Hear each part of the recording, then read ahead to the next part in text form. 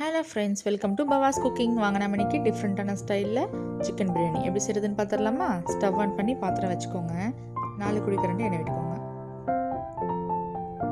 எண்ணெய் சூடானதுக்கப்புறமா ஹோல் கரம் மசாலாஸ் 4 ஏலக்காய், 6 கிராம்பு, 2 துண்டு பட்டை, ஒரு அன்னாசி பூ, கொஞ்சமாக கல்பாசி எல்லாம் பொரிஞ்சு வந்ததுக்கப்புறமா 4 பெரிய வெங்காயம் நீளவாக்கில் நறுக்கி எடுத்துக்கோங்க. அதில் ஆட் பண்ணிக்கோங்க. கூடவே கல்லுப்பு நல்லா கோல்டன் ப்ரௌன் ஆகிற வரைக்கும் வதக்கி விட்டுக்கோங்க.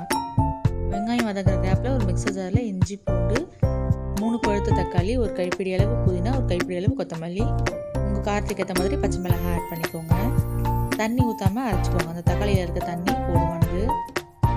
நல்லா அந்தளவுக்கு ஃபைன் பேஸ்ட்டாக அரைச்சதுக்கப்புறமா வெங்காயம் நல்லா கோல்டன் ப்ரௌன் ஆகணும்.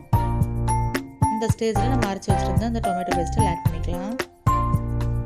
இந்த மாதிரி அரைச்சி போடும்போது அந்த ஃப்ளேவர்லாம் சூப்பராக இருக்கும். சிக்கன்லேயும் அந்த ஃப்ளேவர் ஏறிடும். சாப்பிடும்போது நல்ல டேஸ்ட்டாக இருக்கும். இதே மாதிரி நீங்கள் ஒரு வாட்டி ட்ரை பண்ணி பாருங்கள். நல்லா எண்ணெய் பிரிஞ்சு வந்ததுக்கப்புறமா 1/4 ஸ்பூன் மஞ்சள் தூள், 1 டேபிள் ஸ்பூன் தனி மிளகாய் தூள், மஞ்சள் தூள் போட்டு வாஷ் பண்ணி வச்சுருக்க 1/2 கிலோ சிக்கனில் ஆட் பண்ணிக்கலாம். நல்லா மசாலா எல்லா பக்கமும் கோட் ஆகிற மாதிரி மிக்ஸ் பண்ணி விட்டுக்கோங்க.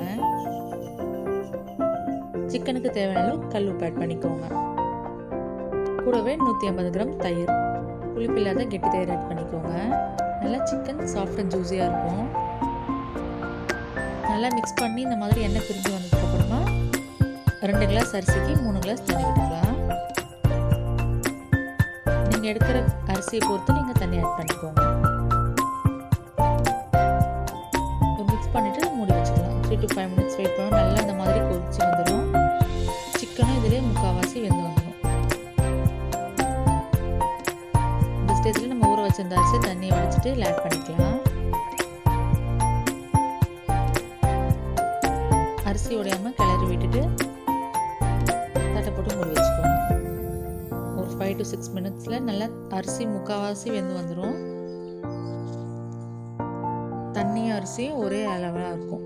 இந்த ஸ்டேஜில் 2 டேபிள் ஸ்பூன் நெய் விட்டுக்கோங்க. நெய் விட்டு அடியோட கிளறி விட்டுக்கோங்க.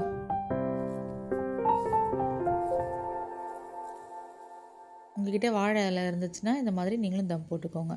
வாழை இலை போடும்போது அந்த வாழையோட வாசனை அந்த பிரியாணியில் இருக்கும்.